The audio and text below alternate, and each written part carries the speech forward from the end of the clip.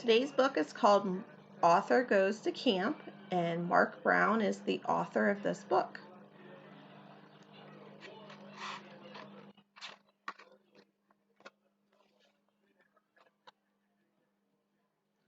I'm not going, said Arthur.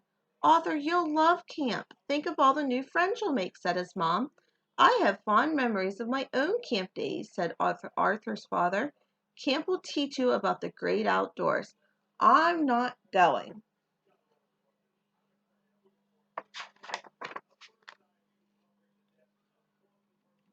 Arthur was at the camp bus stop the next morning.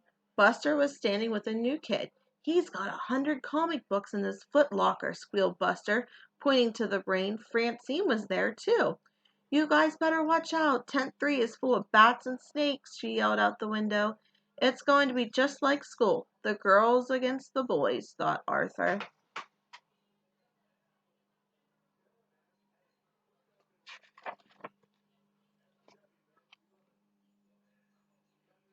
When the bus passed when the bus passed Camp Horsewater, even the girls stopped teasing. Look at those guys, said Buster. They're going to be in great shape for our scavenger hunt. No wonder they always win. That's no camp, that's a zoo, said Arthur.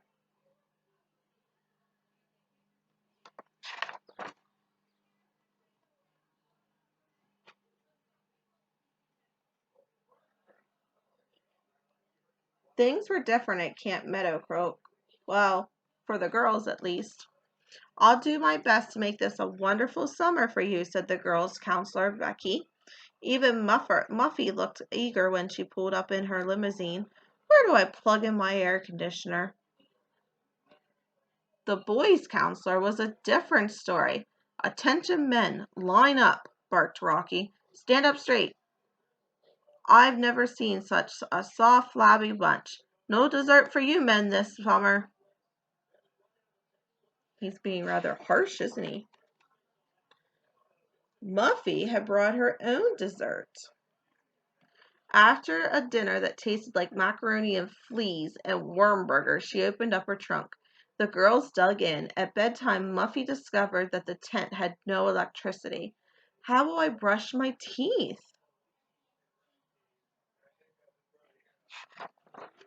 The boys were too tired from all of their running and push-ups to even think of brushing their teeth. They crawled under the covers. Arthur screamed, Amphibians! How exciting, said the brain. No, they're frogs, said Buster. Just wait till we get a hold of those girls, said Arthur. And Arthur wrote a note up here to his mom and dad. It says, Dear Mom and Dad, camp is terrible, just like I thought. The food is bad, and I'm still very homesick. Please come get me. Love, Arthur. Forget about the frogs, said the girls. You guys better worry about the softball game instead. The girls are beating the boys at everything. Disgusting, said Rocky. I'll never live this down. In fact, all that week, the girls were great campers.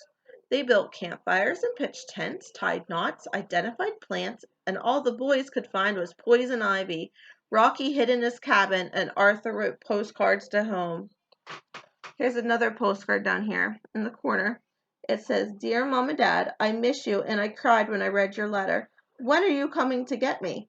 Camp is gross. Love, Arthur. Arthur had a lot to write about. The frogs in his bed were bad enough, but now really weird things were happening. The girls thought the boys threw a smoke bomb into their tent. The boys thought the girls took all of their clothes. But one night everybody heard something strange in the woods. They heard strange noises and footsteps. It had to be somebody else.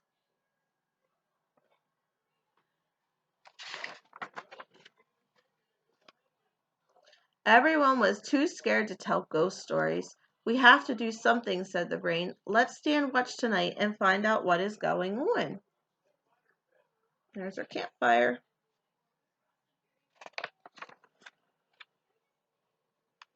Look at this. There's other people saying, woo, grrr, woo. So that's it. Camp Horsewater. whispered Buster. "They've been trying to scare us all along." "Don't worry, we'll fix them tomorrow at the scavenger hunt. I've got a plan, but we're going to need the girls' help." Arthur had a plan too. He decided to run away. And there's another note from Arthur. It says, "Dear Mom and Dad, I decided not to wait for you to come and get me. I think I can remember how to get home. Love, Arthur."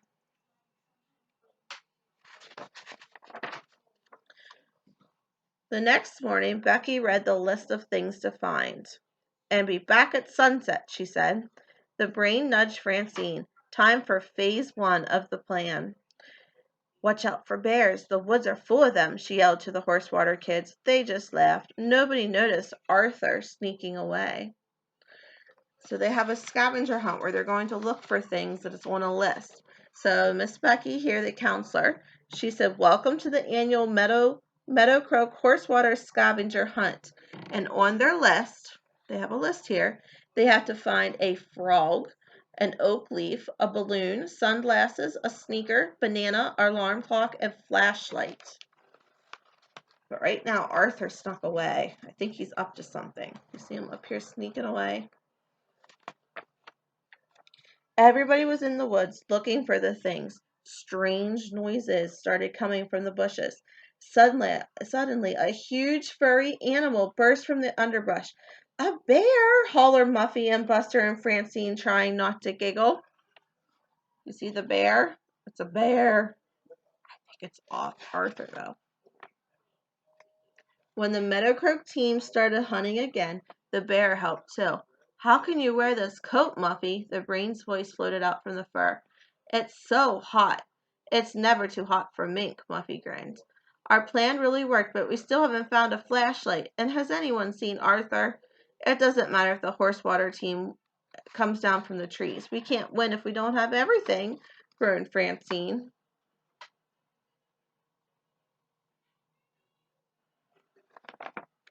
Meanwhile, it was getting dark, and Arthur was lost. He heard strange noises. Were they footsteps? Arthur reached into his backpack for his flashlight, and he snapped it on. A flashlight! We won.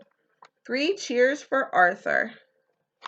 There's another note down here that is from Arthur. It says, "Dear Mom and Dad, the scavenger hunt was great. Camp is great. I want to come back next year. Love, Arthur." So he liked camp after all. Even though it was a little scary at first, he liked camp. That's the end.